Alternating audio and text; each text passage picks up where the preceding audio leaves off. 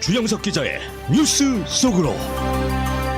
뉴스 속으로는 예방과 치료 의학도 최고, 리퍼도 최고, 시니어 어르신들에게 서울 메디칼 그룹이 최고, 서울 메디칼 그룹 제공입니다.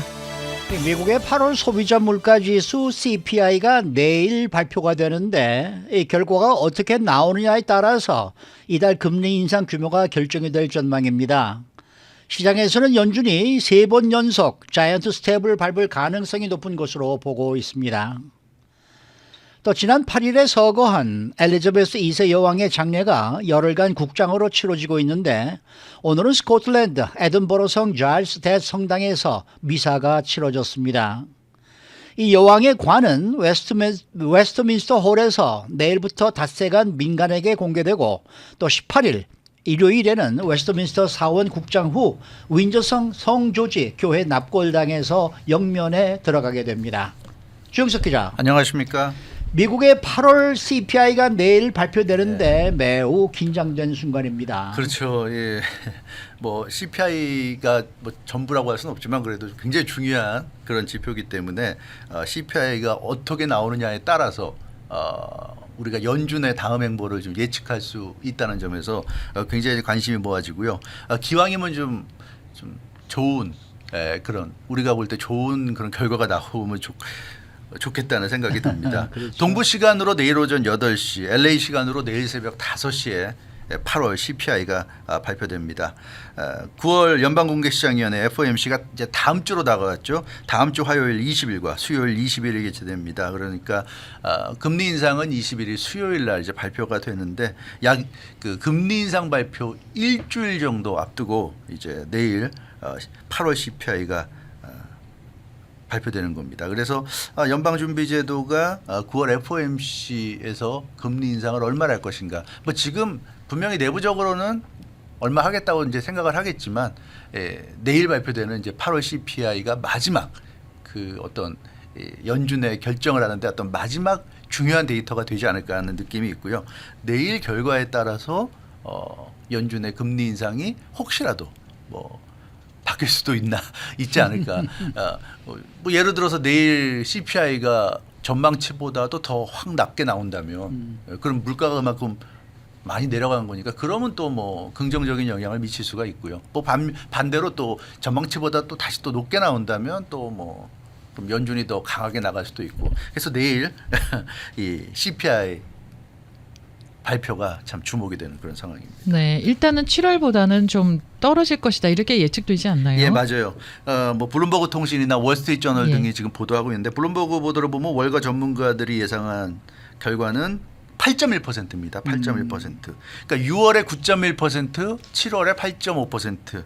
그래서 전문가들 예상이 맞다면 6월에 9.1%로 정점을 찍고 8.5 내려가서 이제 8.1까지 내려가는 이런 상황.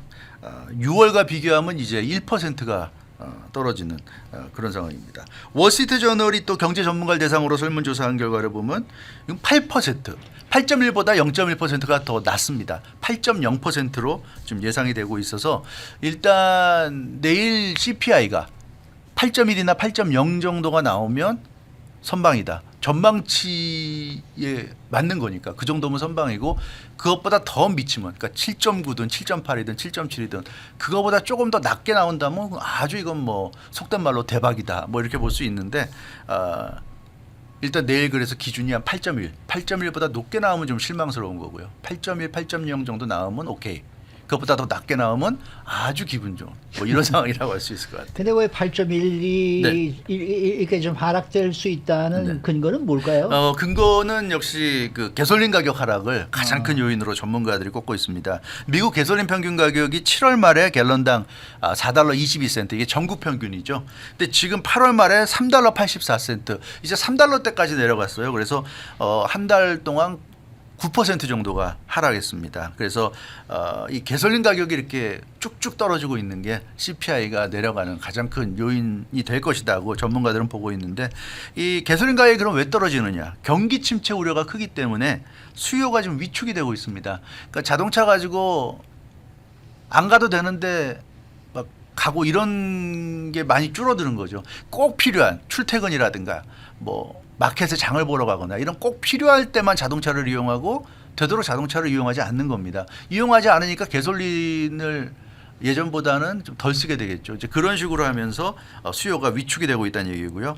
월스트리트저널 보도 보면 국내선 평균 항공료, 그러니까 비행기 탈 때 내는 평균 항공료가 7월에 312달러였는데 8월에 277달러로 떨어졌다. 그래서 이런 그 이동 수단과 관련된 이런 그 가격들이 내려가고 있는 게 물가가 지금 떨어지는데 큰 영향을 미치고 있다고 전문가들은 보고 있습니다. 네, 그럼에도 불구하고 시장에서는 연준이 자이언트 스텝을 네. 또 밟을 것이다 이렇게 네. 예상을 하고 있는데 왜 그렇게 생각하는 걸까요? 네, 그 이유는 이 가솔린 가격은 분명히 크게 떨어지고 있는데 식료품 가격이 8월에도 지속적으로 상승했다는 맞아요. 거죠. 그렇죠. 네. 식료품은 계속 늘었어요. 네, 마켓이나 이런 데 가면 식료품 가격이 떨어진다는 느낌을 좀 못 받죠, 지금. 그래서 에너지를 제외한 다양한 상품 가격, 서비스 가격이 1년 전과 비교해서 훨씬 높게 지금 유지되고 있다는 점.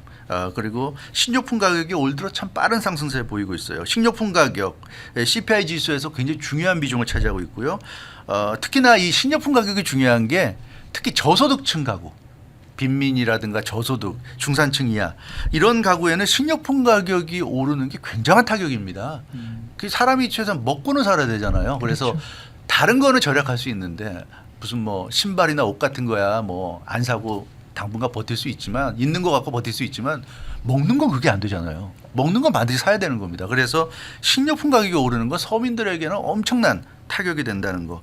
그렇기 때문에 연준 입장에서는 좀 자이언트 스텝 갈 수 있고 또 주택 지수가 느리게 상승하고 있다. 그러니까 주택 가격이 이제 좀 떨어질 것 같다고 하지만 수치상으로는 아직은 떨어지지 않고 완만하게 느리게 지금 상승하고 있기 때문에 이 주택 가격이 아직 안 떨어지고 있다는 거. 그래서 식료품 가격, 주택 가격 등이 자이언트 스텝으로 가는 중요한 이유로 지금 꼽히고 있습니다. 그러니까 이제 다음 주 FOMC 회의에서 네. 결론적으로 또 자이언트 스텝을 또 밟을 것이다 이런 얘기죠. 그런 예측이 예측이. 지배적이죠. 왜냐하면 내일 CPI가 뭐 8.1, 8.0, 뭐 7.9로 나온다 하더라도 그게 그렇게 나오는 이유가 이제 가솔린 가격 하락이고요. 그런 에너지 가격 변동만으로는 연방준비제도가 보는 관점에서는 충분치 않다는 겁니다. 그러니까 에너지 가격이 떨어지는 것만 보고 금리 인상폭을 조정하기는 좀 어렵다. 왜냐하면 서민들은 여전히 힘들거든요. 식료품 가격과 주택 가격이 높기 때문에 렌트비가 높고 이러기 때문에 그래서 그런 근본적인 물가와 관련된 가격들이 떨어져 줘야 연준 입장에서는 금리 인상폭을 조절할 수 있다. 그래서 아직은 금리 인상폭을 조절하기에는 좀 시기상조다. 이렇게 본다는 거죠. 그래서 내일 CPI 봐야 되겠습니다만 다음 주에 있을 FOMC에서는 역시 0.75%포인트 자이언트 스텝을 3번 연속 밟을 가능성이 높다는 그런 지금 예측입니다.